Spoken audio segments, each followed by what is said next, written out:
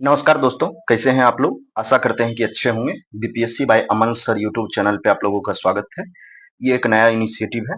अभी हम लोग पॉलिटी के पीवाईक्यू को देखेंगे। बीपीएससी हर साल 12 प्लस पीवाईक्यू पूछती है। जैसे ये 71वीं में 14 क्वेश्चन था, 70वीं री एग्जाम में 16 था, 70वीं के मुख्य परीक्षा में 13 था।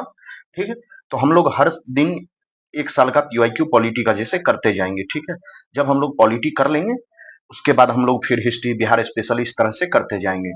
और ये किस एग्जाम के लिए भी आप लोगों को करना चाहिए। अगर 72वीं दे रहे हैं तो डेट बढ़ गया है, 2 मंथ है। आप लोग यहाँ से देख सकते हैं। एईडीओ दीजिएगा, इसके लिए देख सकते हैं। बीपीएससी टीआरई 4 उसके लिए देख सकते हैं, और सीजीएल के लिए देख सकते हैं। और पीवाईक्यू इसलिए भी देखना चाहिए कि कोई भी स्टेट का एग्जाम करवाता है, कोई भी आए हो, वो बिहार एसएससी हो, बीपीएसएससी हो, बीपीएससी हो, तो वो कुछ पीवाईक्यू जो है वो डायरेक्ट पूछ देता है दूसरे एग्जाम का, और कुछ जो पीवाईक्यू का थीम है वहां से क्वेश्चन पूछा जाता है। तो मेरा ही यूट्यूब से क्यों करना चाहिए।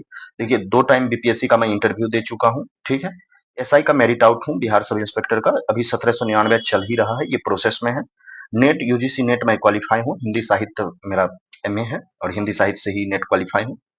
ठीक है, तो चलिए अब हम लोग हर दिन एक वीडियो का डिस्कशन करते हैं। जैसे 71, फिर 70, फिर 70 री एग्जाम, फिर 69th, 68, 67, इस तरह से हम लोग बैकएंड में जाते जाएंगे, और ये भी बताएंगे कि कहाँ तक पढ़ना चाहिए और कौन सा क्वेश्चन छोड़ देना चाहिए। ठीक है, मिलते हैं नेक्स्ट वीडियो में। तो हम लोग इस वीडियो में 69th बीपीएससी में पॉलिटी के प्रश्न जो पूछे गए थे उसकी चर्चा करेंगे। 69th बीपीएससी में इसमें 12 क्वेश्चन जो है पॉलिटी के पूछे गए थे, और कॉन्सेप्चुअल रूप से सभी क्वेश्चन अच्छे थे। जो लक्ष्मीकांत स्टूडेंट नहीं पढ़ा होगा वो जवाब देने में कठिनाई होगी उन्हें। ठीक है, तो चलिए फर्स्ट क्वेश्चन हम लोग देखते हैं। किसी समुदाय को अनुसूचित जनजाति के रूप में घोषित करने के लिए क्या आवश्यकता है। जनजाति के रूप में अनुसूचित जनजाति, आदिम लक्षणों के संकेत होना चाहिए, विशिष्ट उनकी संस्कृति होनी चाहिए, बड़े पैमाने पर समुदाय के साथ अभी भी वो संपर्क में नहीं आए हैं। ठीक है, पिछड़ापन एवं भौगोलिक अलगाव होनी चाहिए, यानी अभी भी पिछड़े हुए हों, अभी भी भौगोलिक रूप से अलगाव हो, जैसे सोम्पेन जनजाति आज भी वो बाहर की दुनिया नहीं देख पाए हैं, तो उपयुक्त सभी इसका आंसर हो जाएगा। ठीक है, आर्टिकल 366 के अनुसार अनुसूचित जनजातियों का अर्थ ऐसी जनजाति या जनजाति समुदाय से है जिन्हें संविधान के अनुच्छेद 342 के अनुसार अनुसूचित जनजाति माना जा सकता है। ठीक है, भारतीय संविधान में मौलिक अधिकारों के विचार का संदर्भ किस देश से लिया गया है। तो देखिए, फंडामेंटल राइट जो है ये यूएसए से लिया गया है, और डीपीएसपी जो है वो आयरलैंड से लिया गया है। ठीक है, इसी तरह मौलिक कर्तव्य जो है फंडामेंटल ड्यूटीज, अगर ये बोला जाए तो ये यूएसएसआर के संविधान से लिया गया है। ठीक है, मौलिक अधिकार जो है वो भाग 3 में अनुच्छेद 12 से 35 के बीच में है। ठीक है, इसे लागू करवाने के लिए हम संसद, कोई भी हाईकोर्ट या सुप्रीम कोर्ट जा सकता है। ठीक है, हम लोग नेक्स्ट क्वेश्चन की तरफ चलते हैं। नेक्स्ट क्वेश्चन देखते हैं।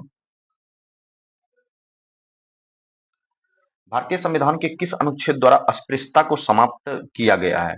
अनुच्छेद 17 के द्वारा। देखिए, फंडामेंटल राइट से दो दो क्वेश्चन पूछा गया है। ठीक है, ये भाग 3 के अनुच्छेद 17 में है। ठीक है, आगे हम लोग चलते हैं। उच्च न्यायालय में न्यायाधीशों की संख्या को निर्धारित करने का अधिकार निम्नलिखित में से किसके पास है। देखिए, यहाँ दो चीजें हैं, यहाँ दो चीज ध्यान में रखिएगा, तो कभी क्वेश्चन गलत नहीं होगा, नहीं हर एग्जाम में गलत होगा। उच्च न्यायालय में जब हाई कोर्ट में न्यायाधीश की संख्या निर्धारित करनी होगी तो ये राष्ट्रपति करेगा, लेकिन अगर सुप्रीम कोर्ट में संख्या निर्धारित करनी होगी तो ये संसद करेगा। ठीक है, ये ध्यान में रखिएगा, क्योंकि ये क्वेश्चन नेक्स्ट बार हो सकता है ये पूछा जाए। ठीक है, आगे हम लोग चलते हैं। 5वीं अनुसूची किस विशिष्ट समूह के लोगों के शासन और हितों की सुरक्षा से संबंधित है। तो देखिए, 5वीं जो है वो जनजाति से है। हम लोग 71th बीपीएससी में ये किए थे, 71th बीपीएससी में पूछा था। और अनुसूचित जाति जो है वो 6th में है। ठीक, जाति जो है वो 6th में है, जनजाति जो है वो 5 में है। ठीक है, आगे हम लोग चलते हैं।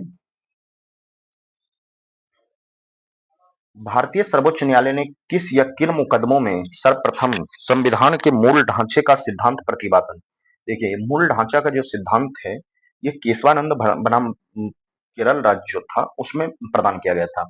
अब इसमें क्या है कि जो सुप्रीम कोर्ट अब भविष्य में ये बताएगा, मतलब कुछ चीजें बताया गया है अलग अलग केसों में कि क्या चीज इसमें फंडामेंटल मूल ढांचा है, फंडामेंटल स्ट्रक्चर्स है, बेसिक स्ट्रक्चर्स है।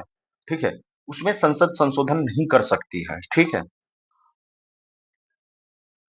आगे हम लोग चलते हैं।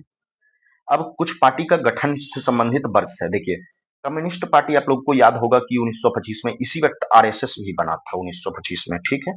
तो देखिए, बिग थ्री से निकल रहा है आंसर, निकल रहा है एक से आंसर बीपीएससी का नहीं। ये जब भी आता है ना, एक चीज मैं बताऊंगा, जब हिस्ट्री क्वेश्चन में खूब पूछता है, अगर एक आंसर खोज लीजिएगा ना तो सब मिल जाता है, ठीक है। जैसे कम्युनिस्ट पार्टी मार्क्सवादी 64 में है, ठीक है। उसके बाद देखिए, बहुजन समाजवादी पार्टी 1984 में है। तृणमूल कांग्रेस जो टीएमसी है 1998 में है, टीएमसी, ठीक है। आगे हम लोग चलते हैं नेक्स्ट प्रश्न की तरफ।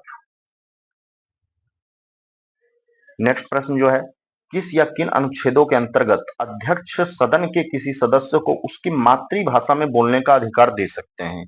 तो ये आर्टिकल 120 क्लॉज 1, ये क्लॉज 1 जो होता है ना, बीपीएससी अधिकांश यही पूछता है। अगर कुछ ना आ रहा हो इसकी तरफ बढ़ सकते हैं, ठीक है। तो इसमें क्या है कि संसद में प्रयोग की जाने वाली भाषा से संबंधित है। अगर कोई सांसद मान लीजिए हिंदी या अंग्रेजी के अलावा अपनी मातृभाषा में बोलना चाहे तो लोकसभा अध्यक्ष या राज्यसभा सभापति से अनुमति ले सकता है और अनुमति देगा। कॉलेजियम प्रणाली, यह बीपीएससी के इतिहास में सबसे अच्छा प्रश्न में से एक है, ठीक है। सुप्रीम कोर्ट कॉलेजियम एक 5 सदस्यीय निकाय है, हाँ है, जिसमें एक सीजेआई प्लस 4 वरिष्ठ जज होते हैं, ठीक है। मौजूदा न्यायाधीश और उस समय इसमें न्यायालय में कार्यरत 4 अन्य वरिष्ठतम न्यायाधीश होते हैं, यही बात बताया मैंने। क्या संसद ने विधि द्वारा कॉलेजियम आरंभ किया है? बिल्कुल नहीं। संसद तो 99th संविधान संशोधन जो एनजेएसी लाया उसे तो खारिज ही कर दिया। तो 2 नंबर काट दीजिए, कौन सा सही है, 2 काट दीजिए।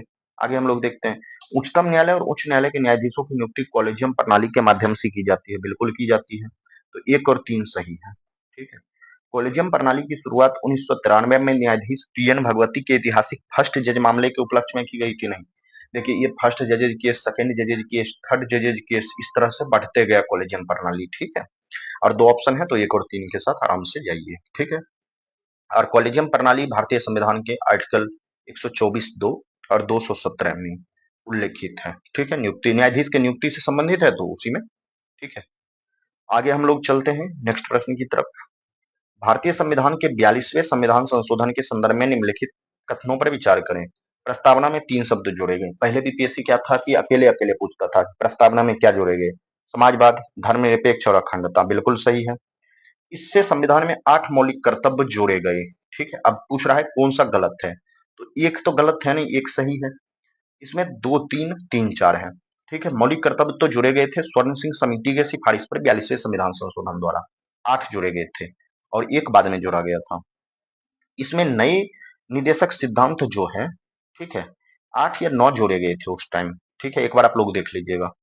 और इसमें नए निदेशक सिद्धांत 39 से, अनुच्छेद 43 से और 47 नहीं जोड़ी गई थी, गलत है। 2 और 3 गलत है। आगे इसके द्वारा राष्ट्रपति को चुनाव आयोग के परामर्श से राज्य विधानसभा या मंडलों के सदस्यों को अयोग्य घोषित करने का अधिकार प्रदान किया गया, बिल्कुल नहीं किया गया था। तो 2 और 3 इसका आंसर हो जाएगा, ठीक है। हम लोग आगे चलते हैं नेक्स्ट क्वेश्चन की तरफ। किसी वित्तीय आपातकाल की स्थिति में अनुच्छेद 360 को लागू करने का क्या परिणाम हो सकता है? राष्ट्रपति राज्य या राज्य मामले के संबंध में सेवारत सभी या किसी वर्ग के कर्मचारी के वेतन और भत्ते कम करने का आदेश दे सकते हैं, बिल्कुल दे सकते हैं। राज्य विधानमंडल द्वारा पारित धन विधेयक या अन्य वित्तीय विधेयक को राष्ट्रपति के विचारार्थ आरक्षित करने की आवश्यकता नहीं है, बिल्कुल आरक्षित किया जा सकता है। देखिए, वित्तीय आपातकाल कब लगाया जाता है? जब देश में आर्थिक स्थिति चरमरा गई हो। 1991 में चरमरा गई थी, लेकिन भारत में आज तक वित्तीय आपातकाल कभी भी लागू नहीं किया गया है, ठीक है। तो 2 गलत है, 1 सही है। राष्ट्रपति उच्चतम न्यायालय और उच्च न्यायालय के जजों के साथ संघ के मामले के संबंध में सेवारत सभी या किसी वर्ग के कर्मचारियों के वेतन और भत्ते कम करने का आदेश दे सकते हैं, बिल्कुल दे सकते हैं। देखिए, ये पढ़े होंगे नहीं हो सकता है, लेकिन वित्तीय आपातकाल में हो सकता है, ठीक है। राज्य विधानमंडल द्वारा पारित होने का धन विधेयक या अन्य वित्तीय विधेयक राष्ट्रपति के विचारार्थ हेतु आरक्षित रखी जाएगी। हाँ, 1 3 और 4 सही हो जाएगा, 2 गलत है, ठीक है। ये ध्यान में रखेंगे। नेक्स्ट हम लोग चलते हैं। देखिए, राज्य के नीति निदेशक सिद्धांत किस देश से लिया गया है? तो आयरलैंड से, यही बात बताया था अभी। इसमें फंडामेंटल किस देश से लिया गया है? फंडामेंटल राइट, ये 70वीं में पूछा, 69वीं में पूछा। डीपीएसपी किससे लिया गया है, ठीक है। सिक्किम भारतीय संघ का पूर्ण राज्य कब बना? तो ये 1975 में बना था, ठीक है। सिक्किम जो है भारतीय संघ राज्य में 1975 में पूर्ण राज्य बना। 35वां संविधान संशोधन द्वारा जो है सिक्किम को 1974 में मिलाया गया और 36वां संविधान संशोधन द्वारा पूर्ण राज्य बना। ठीक है, 36वां संविधान संशोधन द्वारा यह पूर्ण राज्य बना। अब हम लोग नेक्स्ट पार्ट में 68 बीपीएससी का क्वेश्चन करेंगे। बाकी आप लोगों का कोई भी डाउट हो, सजेशंस हो, नीचे कमेंट में जरूर करें। अभी प्री का एग्जाम होगा, अगर कोई डाउट हो जो और कैसे तैयारी को बेहतर किया जा सकता है तो कमेंट जरूर करें। तो मिलते हैं नेक्स्ट वीडियो में, तब तक के लिए धन्यवाद। जय हिंद।